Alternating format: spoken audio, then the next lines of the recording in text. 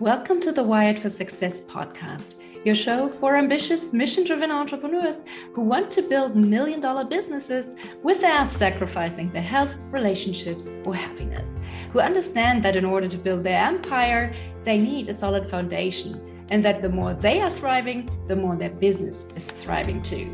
This show brings you the very best from science, self-development, and entrepreneurship to set you up for sustainable success.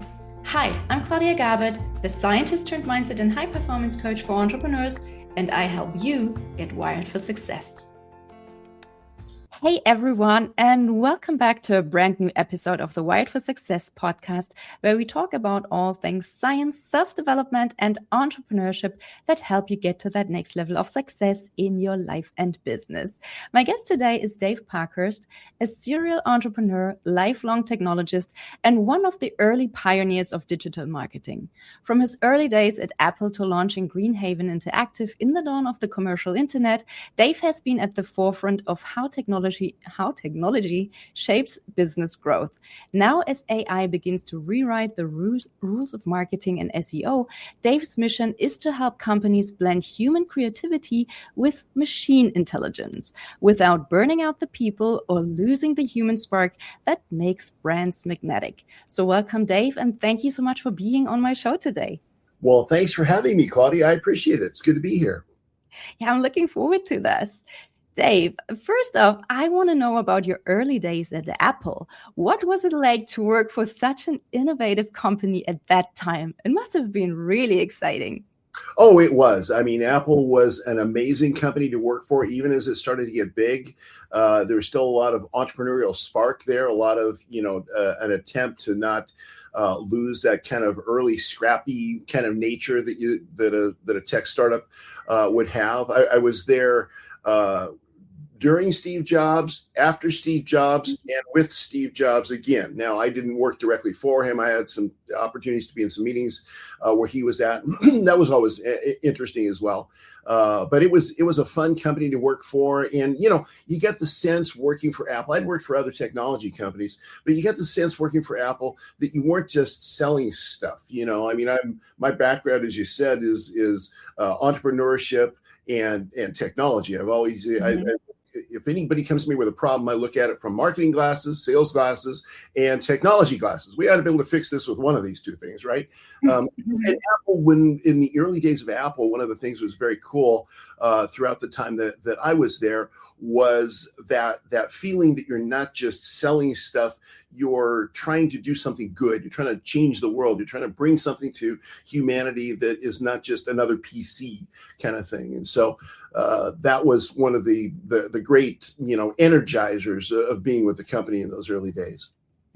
So they really had a vision, and that made all the difference, right? It did. Yeah. What was Steve Jobs like as a person? I heard he was like, he could be kind of nasty. Is that your experience too? Well, I will tell you, yes, I'll tell you my, so the first advice I got when I went to Apple corporate, it was at number 1 Infinite Loop Drive back in the days that I was there in kind of the middle period that I was with Apple. And I was given this advice. They said, if you ever find yourself on the 3rd floor and you're going down to the 1st floor or going from the 1st to the 3rd, and you find yourself with Steve, try not to say anything, because there was this and I don't even know if it's true or not. It was this legend that if you got on at the 3rd floor and he says, oh, well, what do you do for us? If he didn't like your answer, by the time you get to the 1st floor, campus security is waiting there to take you off campus because you lost your job. So I don't know exactly, if that's maybe one of those apocryphal things, but, I had 5 opportunities to be in different meetings with him over the years.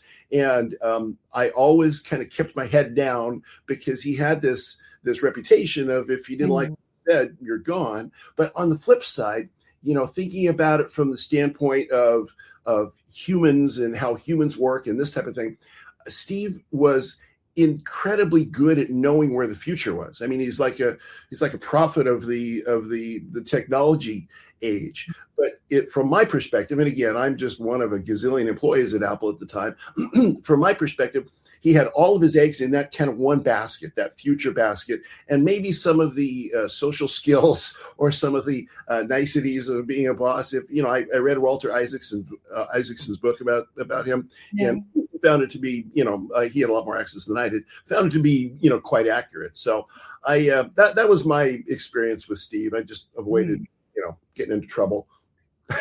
Okay. Yeah, that's an interesting book. I wanted to read that as well. I haven't come around to doing it, but good reminder. Now, take us back to the early 90s. So the dawn of the commercial internet. What did you see that others didn't when you started GreenHaven? And how did that vision feel at the time? Sure. Well, so Claudia, one of the things that I have done a lot over my career, whether it was when I was a kid or whether, as an adult, is if I see something interesting that I think the market will want, or there might be an opportunity, I just start a company and then I figure it out. So, it's kind of the let's figure it out later. Let's, it's not necessarily scientific, but we'll do this now and then figure out the rest as we go. Well, so in the early internet days, I didn't really know much about the internet. Nobody really did. It was all brand new, and we were getting websites for the first time. And I thought, this looks interesting. There might be some money to be made here. I started a company before I really understood IP, before I really understood, websites and all of that. And one of the good things about working with Apple in the early years is they really didn't care about whether or not you had a side gig going, as long as you were making your numbers on my sales quota for Apple. They didn't really care. So I had this side gig going and kind of built it up. I started with a buddy of mine, and we, he would do the technical side of it. I would do the sales side of it. And it was kind of magical because it was like this new thing that was going to change the world. And, I think about the promises of the internet in those days. It was all just science fiction, and the whole world's connected. And if you put one of the early phrases that we used in the Field of Dreams movie with Kevin Costner way back, it was, if you build it, they will come. We thought, if you build a website, they will come. People all over the world will see you. Now, of course, these days I see if you build a website, nobody really cares unless you have marketing because there's too many of them, but standpoint of those early days of the internet, it really was kind of like the wild west, technologically speaking, entrepreneurial speaking. We didn't have any idea how we're going to make money, in those first days. It's like there's got to be some money to be made here. Maybe people will pay us to build these website things and put in these links, these hyperlinks. What's a hyperlink? So learning all of those things, and now it gives me a ton of stories about the early web crawlers and how search worked back in the old days and that type of thing. It was magical, though. It's very magical. So you made money by creating websites first. Yes. That's where we started. We started with that. And then, and it's one of those weird things about a new technology.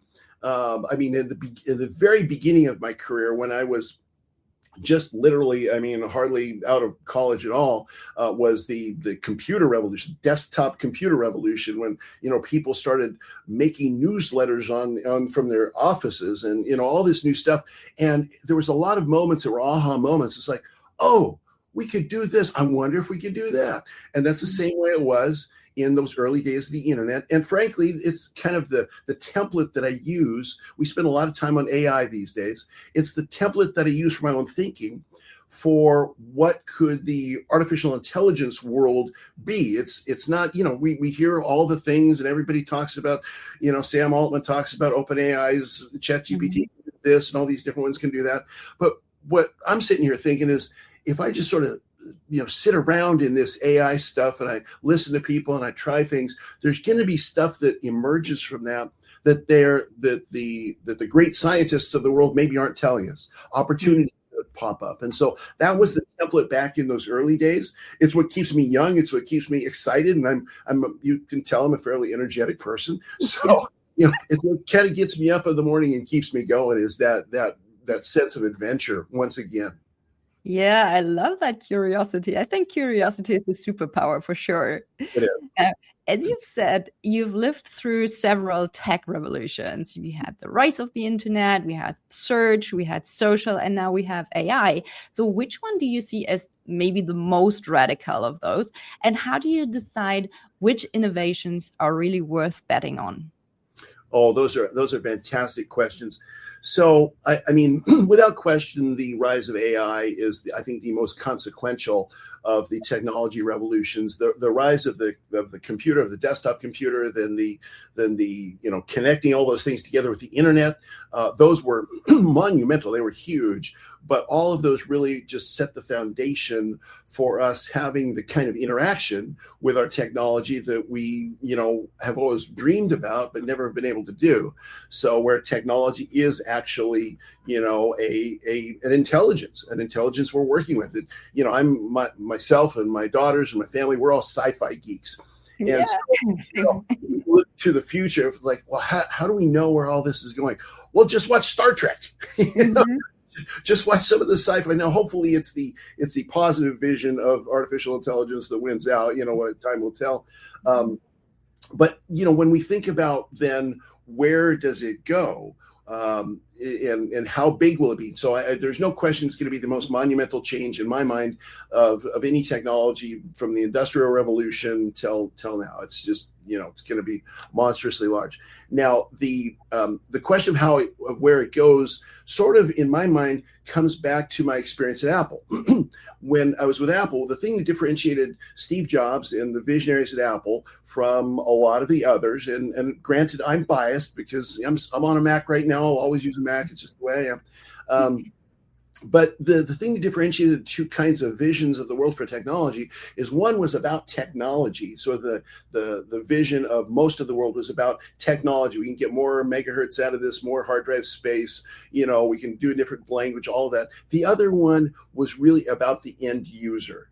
And where does the end user want to be? Not to where do they say they want to be, but where do they really want to be? What would be beneficial in their lives? So Steve was good at projecting out not what the user wanted, but what the user will want. So now if you take that as a sort of technology template and overlay it on top of artificial intelligence, that is the thing that I think will serve us best in determining what's going to happen. In other words, not what do the great luminaries, so if like ChatGPT 5.2 is just introduced and all these different models are coming out all the time, Claude and Perplexity and a lot of them, they talk about like AI benchmarks. They talk about, different compute algorithms, all this stuff that's really technologically based. And sure, that's, like I said, half of my brain is technology, half is sales and marketing. But the way that I think we determine as a business proposition for entrepreneurs, so you and I are talking to entrepreneurs, right? So talking to entrepreneurs, you have to figure out, well, but where is the benefit to the person that is going to pay you something to achieve that benefit? And that's where, the maybe a lot of the current hype around artificial intelligence is about vibe coding and programming, having, non-programmers become programmers because they can use AI to do it. All fine and dandy. But what's after that? What does that actually lead to that provides a human benefit? To me, ironically, the AI revolution is going to put, and already is putting, a very sharp emphasis on humanity, on what it takes to, I think what takes to stand out in this next go around, in my opinion at least, and my opinion is as good as anybody else, I suppose, is the human factors more than just the technology factors. So, you've watched in the world today things that I grew up with, cassette tapes and records and all sorts of traditional technologies are seeing a resurgence. There's more vinyl records sold now than there was in 1982. So what does that tell you about humans? Humans really want their technology and their experience in life to be an authentically analog experience. And this is weird from one of my handles is Digital Dave, but humans want their lives to be beneficial and to be happy in an analog way. And the question is, how does digital support that. So that's where I think it's going. That's where I think when it translates away from, this benchmark and that benchmark and the other benchmark, and those become smaller, and the outcome is like, well, what is the grandma in Topeka, Kansas, or in Berlin, or in Brussels, or wherever? Where does that benefit in a human sense really arrive? That's when I think you're going to have the true AI revolution, in my opinion.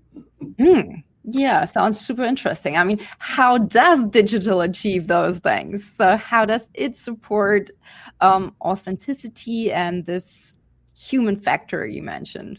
Right. Well, and see, this is again, and of course, I spent so many years at Apple that I always harken back.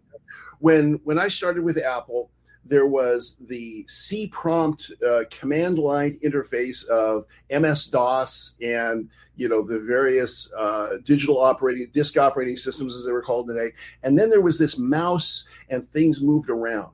So, and the difference between those two is one was purely machine, and one was as human as it could be made to be. So I think we have to look back, and if you're a marketer, the main thing as a marketer, when I come with new clients, I say, where are the people you want to do business with?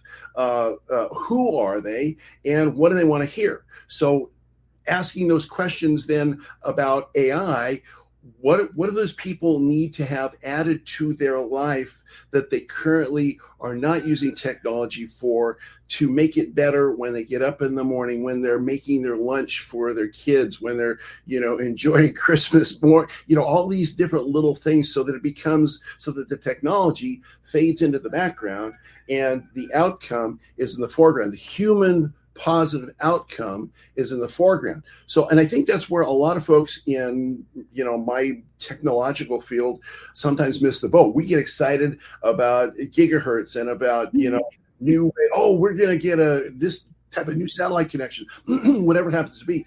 And we forget that last mile piece of, okay, but how does it benefit your average human being? How does it benefit the person? How does it benefit the grandma to the little kid?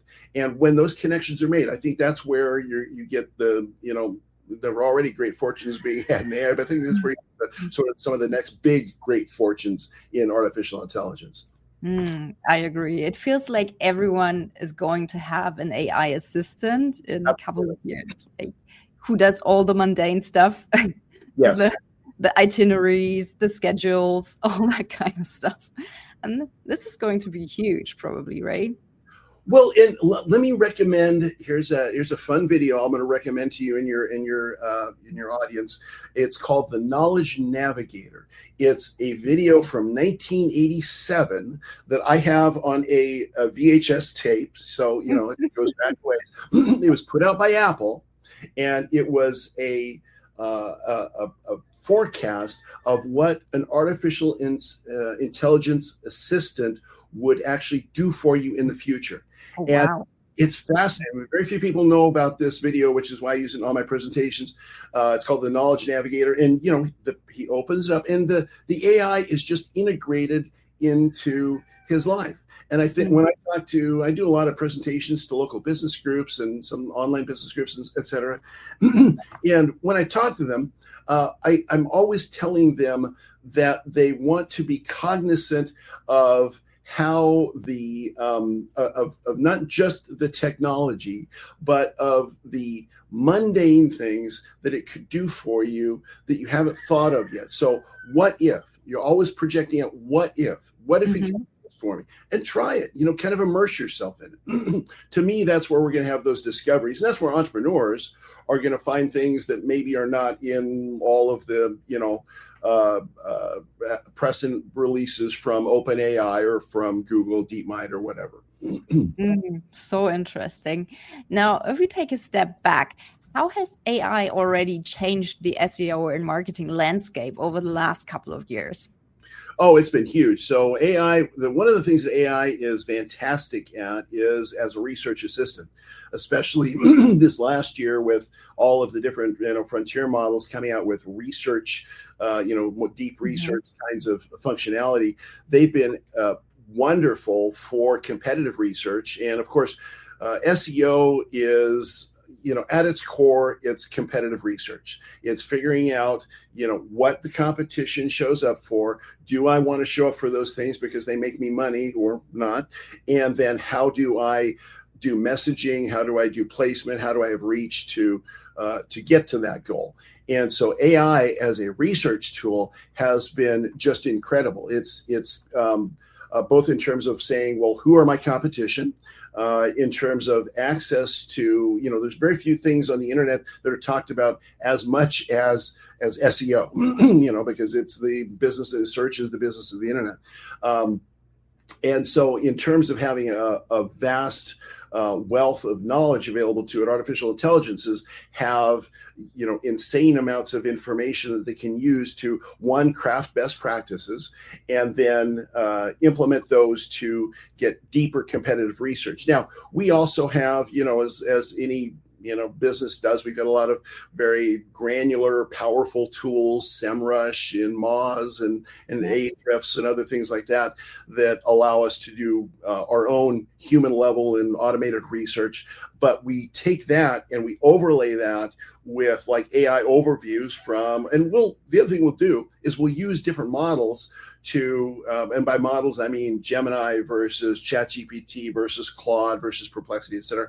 So we will use those different models to kind of battle against each other in the AI competitive landscape.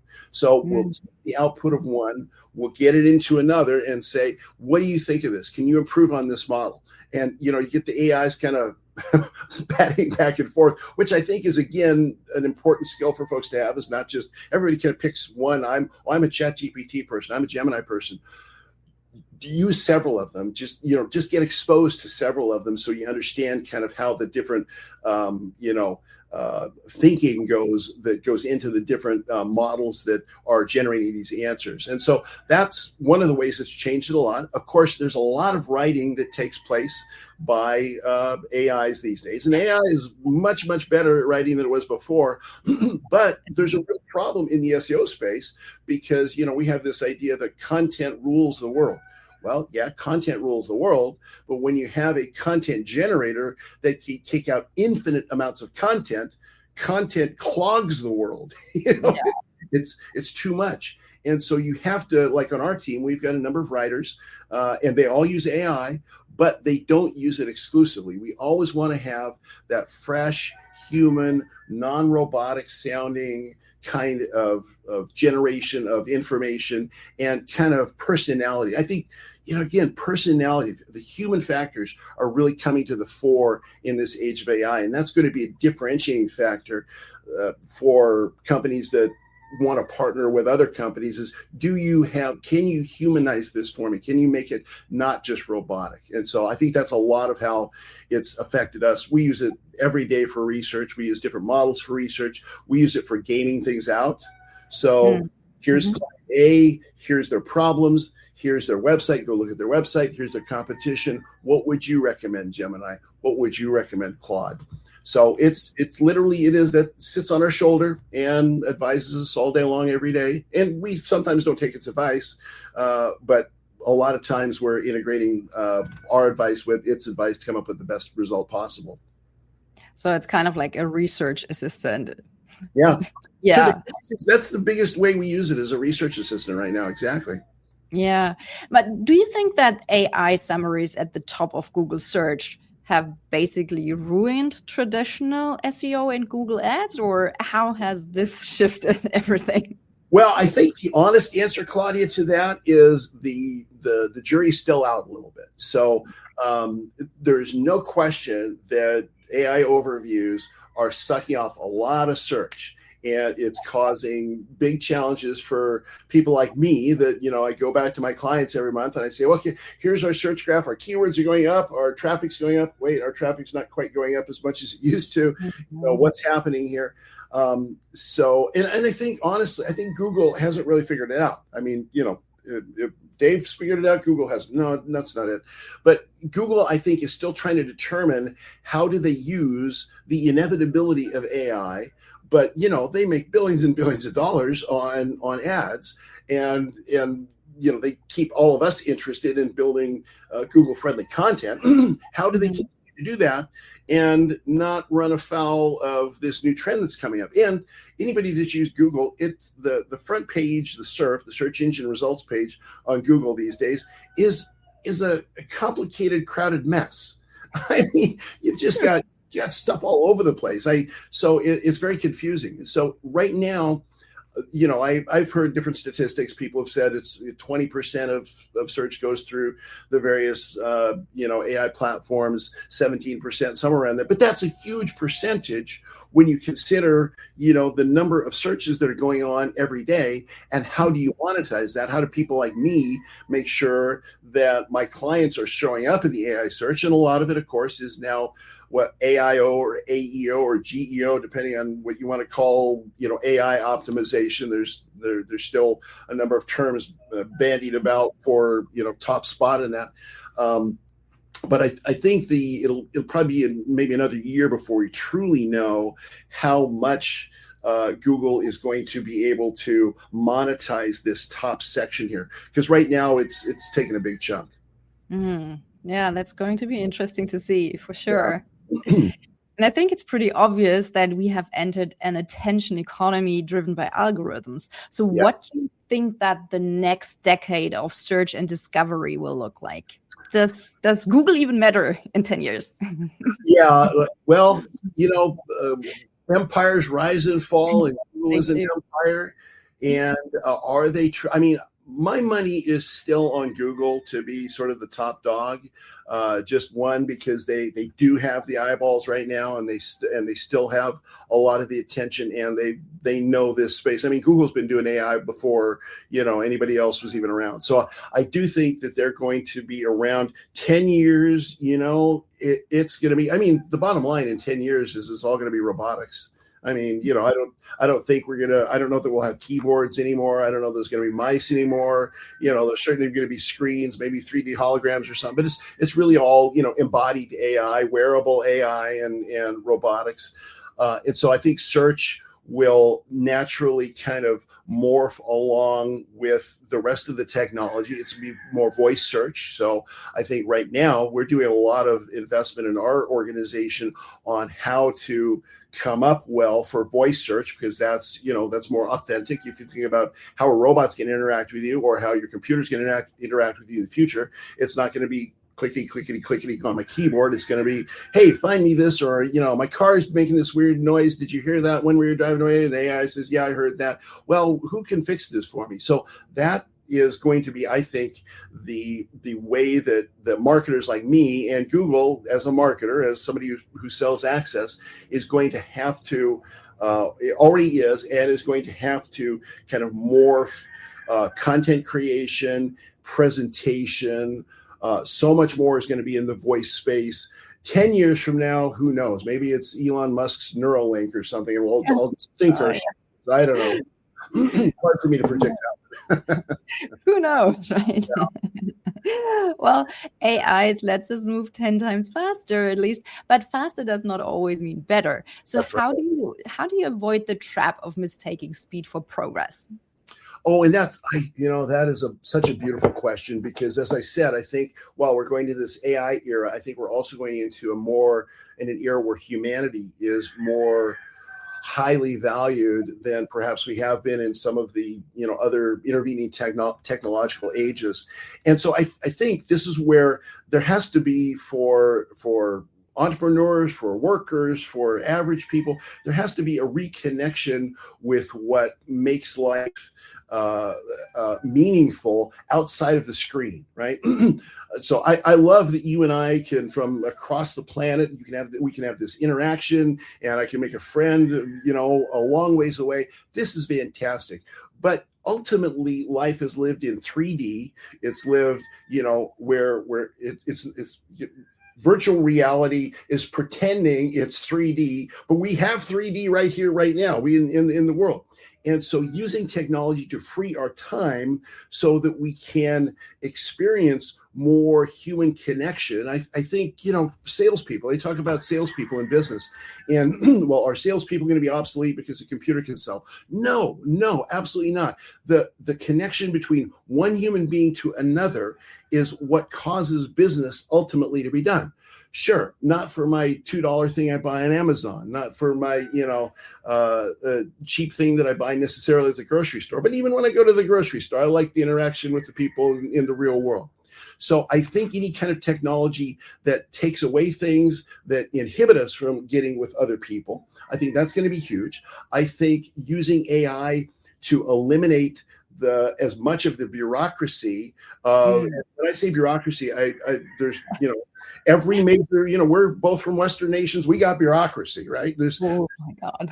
too much, tons of, and with corporations too. I mean, if your Google business profile goes bad, try to, get that solved within Google's bureaucracy. So I think one of the things that I'm looking forward to is the AI's capability of removing some of those bureaucratic things that keep me stuck in front of a computer, keep me stuck in front of a chatbot that's like, yesterday I spent 15 minutes doing this online chat for some tech support for something my client needed. And I was thinking, what if a person had a telephone that I could call and we could have a 2-minute conversation, it'd all be solved. So I do think that is one of the things that's going to free up time for real world interaction with the people that you love, the people around you, so you can have, I'm hoping for a more work-life balance than the computer age and the internet age actually delivered. Because in the beginning, when I was a very young man, one of the things that I said was technology is going to be so powerful, it's going to do so much for you that you're going to have much more time to be able to do, go skiing, spend time with your kids, your grandkids, your parents, your friends. I kind of feel sometimes like I ought to go back to the people I said that to and apologize. Yeah. Because part of it was true. Technology has offloaded a lot of tasks from us, but we went crazy with it. Humanity went crazy with it. And we used it to create too many forms. Yeah, the amount of bureaucracy that it takes for you and I to live our lives is insane. Now, what if we still had those forms, but the robots took care of it for us? And our online, wouldn't that be a blessing? Wouldn't that be like,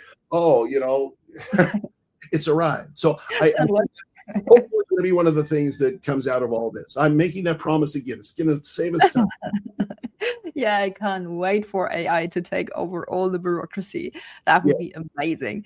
But now, as you said, AI-generated content can just scale infinitely, but trust just doesn't scale the same way. So sometimes it just feels like we're drowning in the sea of artificial content. So how do we build this genuine trust in a world where authenticity is so easily faked? I think there needs to be a new type of social media. So our current social media is mostly outrage media, right? I mean, let's just be honest. It's just people getting online with one-liners and trying to, gotcha with other people. And it's easy, it's a dopamine hit, right? It's just I'm right and you're wrong. I think we need a new type of online community, new type of social media where we can have the best of what online interactions were supposed to be without as much of the toxicity as we've had over the past number of years. I mean, when Facebook first came out in mid 2000s, there was a lot of fun, a lot of playfulness, a lot of in early social media, there's a lot of that stuff until people realized they could yell at each other, and then we evolved to our lowest human instinct. And the reason that this is an answer to your question about content, in case you're wondering, there is a connection, is because, again, the level of authenticity that we're talking about can only be had when Dave and Claudia are looking at each other and having an interaction, a back and forth. It can't just be from printed words, and it can't just be my robot talking to your robot. Now, there'll be plenty of that, my robot talking to your robot. Maybe there's, in 5 years, you want to have me back as a guest on your podcast again. Your robot will call my robot. It'll get all arranged, and I'll get told, hey, we're going on Claudia's podcast. Yeah, that's great. I'm excited. But the way that we can, I think, avoid this flood of garbage information is by essentially creating, and this is more difficult than technology, is creating new types of social contracts online, new social media online, where we are getting together in small groups, in maybe sometimes large groups, but you kind of lose the narrative in large groups, and one-on-one in ways that are not just threaded, Facebook, Instagram, X, all that kind of stuff, where people just do these little back and forths like that. It's got to be more authentic. I wonder what that could look like. Well, let me also say around that, part of the reason we don't have that now is because of technology limitations that don't exist anymore. So when Twitter came out, it was very short. What was it? 70 characters? I don't even remember now, but it was a very short message. Yeah. Well, when all these original social media platforms came out, we didn't have the bandwidth, we didn't have the hard drive space, we didn't have the computing power to support ubiquitous video content, for instance, or ubiquitous VR content. I've got a VR headset sitting over here to my left that I really enjoy. I do a lot of my exercising in VR these days. So but the point is that our current technologies that we use now are based on limited bandwidth and limited compute and limited hard drive space that was as a factor of 5, 10, 15 years ago. Without those limitations, where you can have more free-form conversation, the amount of words that you and I have had back and forth here just in our little over half an hour so far this morning would fill up a Facebook feed, for days, right? Because it's just so much. So that's one of the ways that we need to move past the previous technological limitations to a more human-centered, human as the use case focused kind of experience. Maybe that should be your next project. Don't tempt me. I told my family a while back, I said, I'm going to settle down on too many new projects going, but, we'll see. I don't know. It's in my blood. Speaking of your family and everything, so how do you personally stay happy, healthy, and productive? What are your high performance habits? Well, one of them is I always take time every day to read a physical book. I love your background there, all the books. I have over in the room to the right of me here, I have a big library. It's not, Alexandria Library, but it's a pretty good library where I've accumulated thousands of books over the years. So one of the ways I stay sane is connected to the analog world through physical books. I have a goal that I've never actually met, but I have a goal of 100 books a year. This year I'm getting closer, but I'm not going to make it. And not just business books, not just technical books, but I swap in other kinds of books as well. I swap in philosophy. I swap in things to try and keep me as a well-rounded person, not just a singular focused kind of person. And then, of course, the other thing, obviously, is family. I've got 4 daughters. All of them are grown now.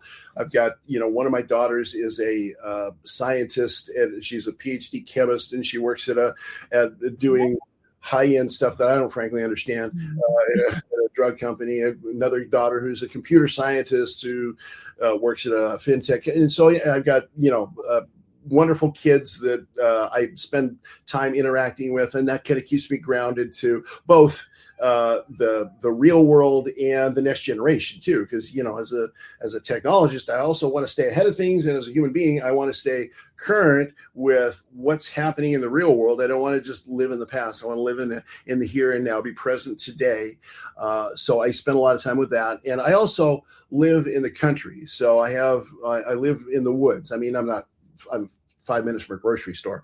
But, if I open up my windows here, there's a bunch of trees outside, and, getting away from the plugged in life, to me, I love this stuff. I love technology, and I always have since I was a kid, in the early days, recording Star Trek on my cassette tape recorder. I've always been about technology. But, staying connected to the analog world, and especially as I get a little bit older, staying connected to the analog world, and even in my reading, analog philosophy, the ancient philosophers, staying connected to our past, our history. In this country, something that's 100 years old is like ancient. And of course, where you live, that's just like yesterday. Yesterday, yeah. So, but staying intentionally connected to what's come before, because nothing that I'm doing is not built on the shoulders of somebody that came before me, right? So that's all very important to me. Yeah, that's true. It sounds like a lot of exercise for your mind. What do you do for your body? Like, what does your exercise routine look like? What does your diet look like? Yeah. Well, so it's something that one of my daughters introduced me to that I'm doing now again is a VR game called Beat Saber. Oh.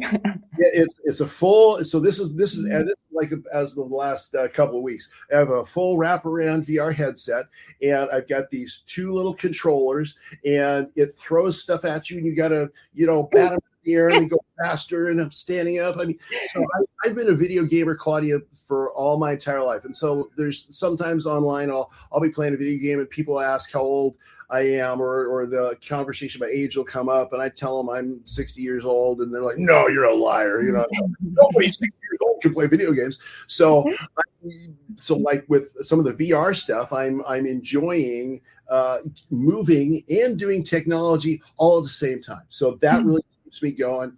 And then the other thing is, just since I do live out in the woods, and I've always lived in kind of rural America, I love the walk among the trees, and I try to stay connected that way. I try to stay connected to both nature and just, keeping the exercise going regularly that way. I stopped going to the gym this year, and I have it as not intentionally. That wasn't an intentional thing. I just got so busy at work, and you have to discipline yourself to not do what I did, and that is got so busy that I started ignoring my gym appointments. And now starting up the gym is always a lot harder than maintaining the gym. It was easy when I was going every 2 days, but it isn't so much now. So that's a 2026 thing that I'm going to be doing. And then also I spent a lot of my research time, if you will, on nutritional topics. I enjoy, lots of different, I'm currently using red light therapy to kind of keep my joints going, and it's helping me out. And I've always been a vitamins and minerals guy, just all of that type of stuff. I eat as well as I can. I try to. I'm glad my kids aren't here to contradict me about that, because I do like a pizza every time. But a little bit of comfort food's okay, right? Yeah, I go with the 80-20 rule on this. So that's all good. Absolutely. And last but not least, where can our listeners find you online if they would like to learn more about you or just connect with you? You bet. I appreciate that. So we're at GreenHavenInteractive.com. You can also just Google GreenHaven Interactive, and we're the only GreenHaven Interactive, as far as I know, on planet Earth. So you can find us there. You can find us on social media. I mostly like to spend time on LinkedIn as far as social media is concerned these days, just because I find it to be a more positive environment than some of the other platforms that are out there. But we're on the other platforms too. But I love to talk to folks. I being in the second half of my career, I'll put it that way. I enjoy hearing from folks that maybe are in the first part of their career, and they might have a question that I've encountered some years in the past. So if somebody has wants to reach out and have a quick conversation about something, I'd love to do that, even if it's not marketing or technology. But call me for that too.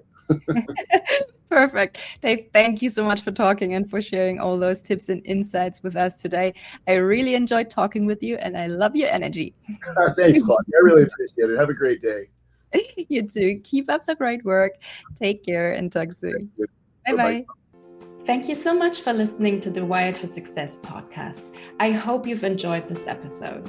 If you did, please take a sec to rate and review my show or share it with a friend. That way you can support the show and help me reach and support other entrepreneurs like yourself as well. If you would like my help to figure out how you can go from overwhelmed and overworked hustler to empowered and confident leader, check out my website at www.wiredforsuccess.solutions and book a free 20-minute strategy session with me. Can't wait to help you get wired for success. Until next time, take care. Bye.